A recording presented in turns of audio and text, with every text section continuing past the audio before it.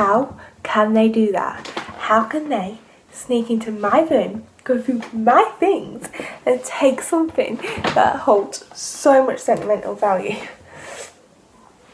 That teddy was a present from my mum, my first birthday, the only thing I have from home. Some mother, she hasn't even bothered to see me since I was taken into care. 14 years ago, she dropped me off at the babysitter's because she had to work. But she never came back. So they were forced to call police. How can mother do that to her daughter? Just abandon me like I'm nothing, like I'm not worthy of her love? Is it any wonder that I've been passed from care home to care home my whole life? The first care home I was moved from was called Bank Children's Home, and I got bullied quite a bit there. But the last straw was when I went to my room and I saw these two older kids, they were slightly older than me, just standing there over what seemed to be, at first glance, made up rubbish. But when I took a close look at it, I realised it was the only picture I ever had of my mum. That was it, it was just gone. The social workers thought it best to move me after that. When I was little, I used to live in our View Children's Home, and the staff, they didn't exactly look out for everyone's best interests. I mean, they let some of the older kids, 14, 15-year-olds, just go out, getting drunk, and when they came back, they would disrupt the lives of everyone who lived there. And what did the social workers do? Nothing. They didn't make them face up to any consequences of what they'd done at all. Eventually the police ended up being called because the social workers were just plain useless. There was so much shouting and arguing. I didn't feel safe after that. I was just shaken up and unsettled. So yet again, I moved care homes. The care home I currently live in now is called Valley View House, and it is the first place that's ever felt like home. I just wish there was more space and privacy. One of the best memories I have of living here is when I was younger, there was this older girl, Lexi, and she would just stay in my room until I fell asleep and read me bedtime stories. She was like a sister to me.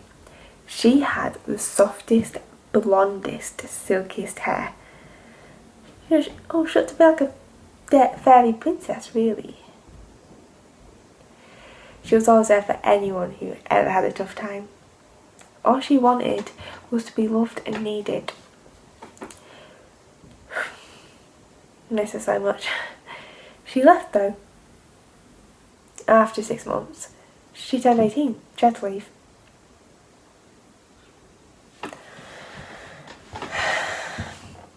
We all care about each other here, but sometimes it does get a little much.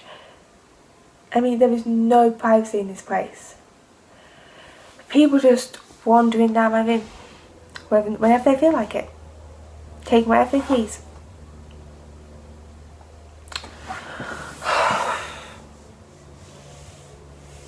I've had enough of this. Living in a care home. I just want to get fostered by a family that care about me and will do anything to protect me and keep me loved. Is that too much to ask? My social worker, she knows how desperate I am to get fostered. So she set up for me to have this meeting, gone day out with this couple, and I knew straight from the off it would never have worked out between us. I mean, their appearance was bad enough. They were dressed in business clothes and smiled hair. Like, they never take a second off work. They literally look like they're about to walk straight into a meeting. And you know what? I have been this mad at least 5 years. There are certain things a child needs when they're growing up, especially if that child has spent most of their life in care. For example, happiness. They need to be happy, which I would not be with this couple. We just spent the whole time bickering.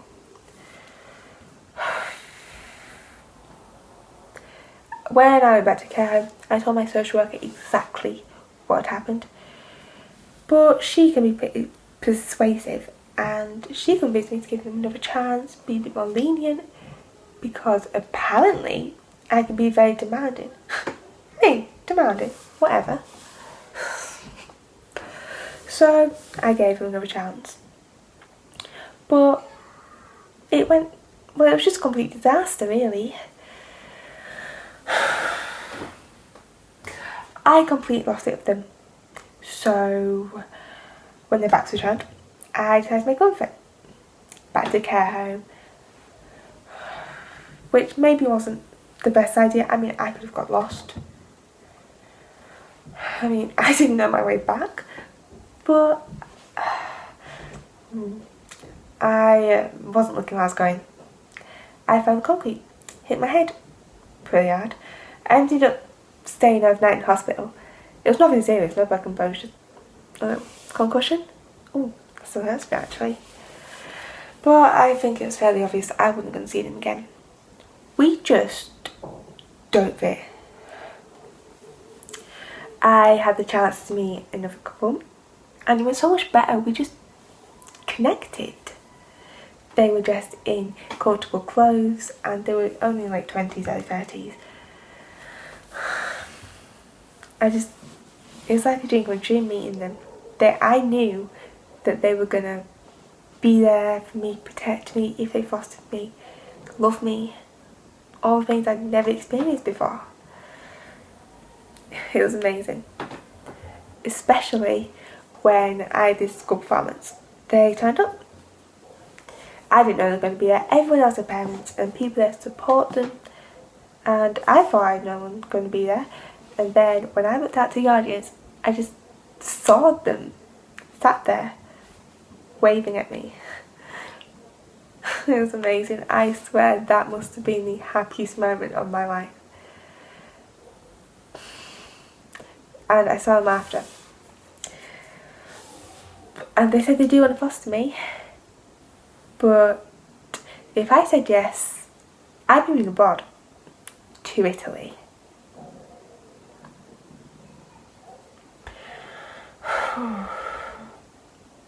That was a game changer for me. Of course, I didn't want to leave behind the amazing friendships I had made, but I also didn't want to miss out on possibly the best thing that ever happened to me. I didn't know what to do. The time where I had to make my decision was creeping up. And I still didn't have a clue if I wanted to stay in the care home or move to Italy. I mean, that's a big thing to decide, especially for a kid. So my social worker thought she'd try it up by letting me go and spend a day out with them. Went to the beach. And it went great, but it just got awfully crowded. And then it was just really busy. I lost them. I thought they were just right next to me. When the crowd died down, after a few minutes, they were nowhere to be seen. I panicked, running all around town just to try and find them. But it was no use. I couldn't find them anywhere. I went back to the last place where I remember seeing them. And it must have been hours. It felt like hours. But it was just ages and ages before they came back. But they did come back. They came back looking panicked and relieved that they found me at last. I was quite shaken up, obviously. I mean, I was in a strange town and I was lost. So obviously I was quite traumatised, really. So they told me to get one drink just to try and start my nerves a little bit. And they taught me through what would happen if I said yes. And it was in that moment that I made my decision. I knew that they wanted to foster me, I knew that they were going to look after me and make sure I was loved, safe and protected. I mean, I know I'll miss everyone so much. I've made some great friendships, but I want this more than anything. Guess I better start practicing my Italian.